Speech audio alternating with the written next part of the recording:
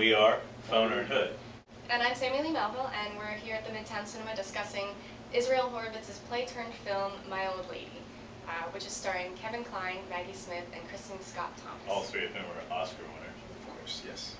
Basically, this film explores the concept of a viager, which is a French transaction. What happens is a buyer will purchase a property from a seller and pay a monthly fee to the seller until they die. So basically, they don't actually have use of the property until this person passes away, which is kind of a gamble. You don't know how long the person will live, but that's the whole thing. So that's what the film explores. Kevin Kline plays an American who has inherited this viager apartment from his late father, having no idea what a viager actually is. And he goes over to France, basically looking to sell this apartment and start his life over. And he discovers Maggie Smith's character and her daughter, Kristen Scott-Thomas, who are still living there. And Maggie Smith's character is very much alive. She's in her early 90s, but she's doing well with all that French wine. So basically, the film is about the interactions between them as he decides, what to do in the situation, but also the family history starts coming out and makes a really interesting back and forth. Okay, so My Old Lady, it's a movie based on a play. Typically, I'm not a huge fan of those.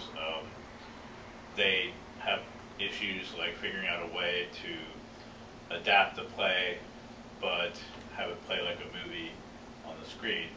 But My Old Lady, one thing they did I felt really well was, except for a couple of points maybe in the beginning, it didn't really feel like a play, it felt like a movie. So, Paul, you write plays. How did you think it went? One thing you have to do is kind of take whatever is going on in the scene, and you kind of have to isolate it, but you still make it interesting and keep the scene moving within that space. And I think they did a good job with that. As far as the adaptation goes. Which helps to have Paris as a backdrop. Yes. Yeah, Paris is nice. Yeah. So the setting also is a big part of what's going on with the characters, and I think in My Old Lady they did a great job with that. I didn't find myself going, wow, I wish there was more going on here. I thought there was enough there. Some of the scenes were, even the ones that were really static, had a lot of interest and a lot of things going on with the characters. And with an introspective movie, you have to do that. And I think they did a great job.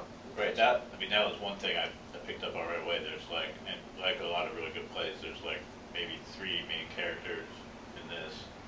You might count the guy who's the realtor as the fourth, but for having three or four characters, the level of complexity of the plot was something that really draws you in. You're like, well, there's only three people. There's maybe not a lot going on as a movie viewer, but then as you get more and more into the story, you're like, wow, there's really a tangled web here. And it's very fascinating how they're going to resolve all these strands, interact with each other. Left uncovered. You walk into the house and you're like, oh, it's going to be about a house. Big people and in it's a not house. about a house. Yeah. Right. And I like the scene about, now it's a small thing, but the opening of the bathroom door, that whole uncovering something, it's a nice symbol, even though it's kind of like a moment where it's like, whoa, you can't believe that happened. But when he pulls the door open on Kristen Scott-Thomas, it kind of is a symbol for the exposing of something secretive going on with the family. And then later on in the film, I don't want to spoil it for anybody, but later on in the film you find out what the secret is. So I thought, even though that was a simple moment and it was shocking and funny, it has a lot of meaning to it. And I think the director did a good job of doing that throughout the film. And there's a vulnerability there, like when you're in the bathroom. First, that was interesting to me too, because although there's some comedies out, recently that there's more focus on the bathroom. This is 40 comes to mind. There's a lot of scenes in the bathroom. But it's typically not a place that is looked at for like movies. And so, I mean, I doubt they were thinking about it that way, but like when you're in the bathroom, you're vulnerable, you're exposed, you're like trapped. Yeah. And so like that kind of like leads you to thinking about the larger backdrop of the one of the big subjects of the film, the family and how their situation, they're kind of trapped. Did you see anything in there, Sam, that might have jumped out at you and like surprised you in the movie, even though it's kind of a slow, very talky film per se? Well, to me, just the character dynamics were really interesting to me. Like, you have very well developed characters, which I guess, having been adapted from a play, you have a lot to work with. But you just have these people who are incredibly real, and you can actually put yourself in these people's shoes. And if this happened to me, how would I react to it? And I thought, especially with Kristen Scott Thomas, I thought she was like completely refreshing. That's what's interesting about what you said is like originally you're like thinking it's going to be Kevin Kline and Maggie Smith just going back and forth, and Kristen Scott Thomas comes into it, and it's like a whole other layer. Yeah, it just balances out because Maggie Smith was amazing, but I like her role, even though she's a strong character in the film. She kind of just it's almost like she lets it unfold on its own, and she doesn't like upstage the other actors, which is a theater term. Yeah. She doesn't upstage the other actors, and she kind of just, because she's just that centerpiece for those two people to connect. So, I just thought that was good for her to have that kind of role. The chemistry between the character and the actors it was perfect. They played off of each other really well. Were there any weaknesses that you guys might have saw in the film?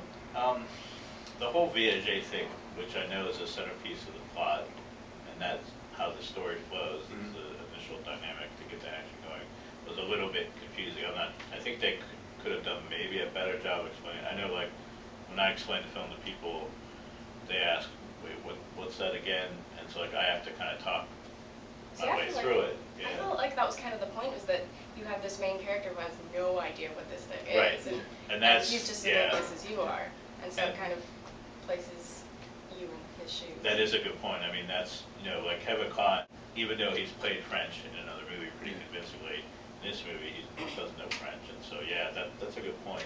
Yeah, I couldn't really find any weakness in the film. I thought I would struggle with the fact that, here we go with another character being put in another country and being lost. Stranger in a strange Yeah, I land. was like, well, where's this gonna go? But it actually unfolded pretty nice. You've been watching Foner Hood's review of My Old Lady. Feel free to check us out on our Facebook page, Foner Hood.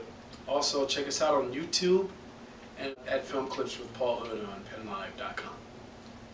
And My Old Lady is actually playing at Midtown Cinema, so if you want to check out the times, go to midtowncinema.com. And this has been Foner and Hood. And we're out.